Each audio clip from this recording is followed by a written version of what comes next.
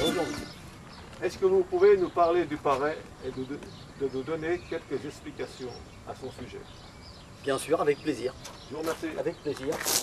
Eh bien, pour ce faire, je vais utiliser un paré qui est tout monté et qui est ici. En fait, le paré existe depuis fort longtemps, depuis 1850. C'est en 1908 et 1909 qu'ont eu lieu les premières compétitions amicales entre voisins. Il est originaire de Manigot. Le paré est à Manigot ce que le nougat est à Montélimar. Comment était-il utilisé autrefois? Il était utilisé au départ par les enfants qui se rendaient à l'école avec, en utilisant les routes, les chemins existants ou en passant à travers champs. Et le soir, ils rentraient à la maison en calant bien leur paré comme ça sur l'épaule. Alors de quoi se compose-t-il le paré? Il se compose d'éléments qui sont strictement restés les mêmes qu'au départ. Ici c'est le patin qui fait 4 cm de côté et qui est recouvert d'une lame d'acier pour la meilleure glisse sur la neige. Un manche en frêne, toujours pour l'humidité.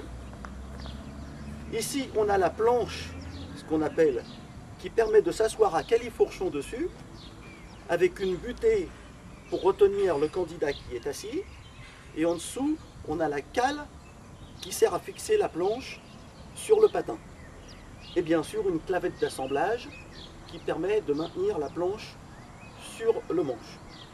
Là, vous voyez, c'est un paré de compétition avec muni d'une petite lampe qui permet de repérer les candidats qui font de la compétition à l'heure actuelle, puisque les compétitions se produisent de nuit. Il y en a 6 par an, entre janvier et mars.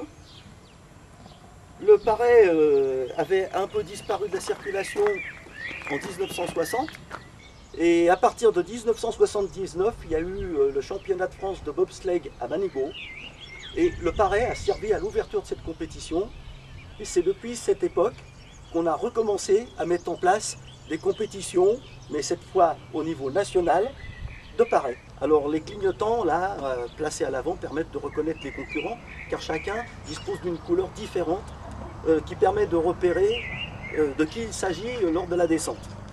Cette année, en 2010, c'était la 17e édition. On peut dire aujourd'hui que le paré, ça fait partie du patrimoine de Manigot. Eh bien, si vous le voulez bien, je vais en profiter pour vous parler quand même un petit peu du paré dans le détail de ses pièces. Des pièces qui le constituent. Là, les premières pièces, les 2 premières sont assemblées. Il s'agit du patin et du manche qui sont en frêne et qui sont bien choisis pour le fil du bois, de manière à bien résister, à ne pas casser et surtout à être résistants à l'humidité. Ils sont munis d'un patin en fer pour la compétition. Vous voyez ici, il y a un trou pour mettre la clavette. Alors dans un premier temps, on a cette pièce qui s'appelle une cale qui va servir à fixer la planche sur le patin. La planche venant s'ajuster ensuite comme ceci. Voilà. La clavette ici.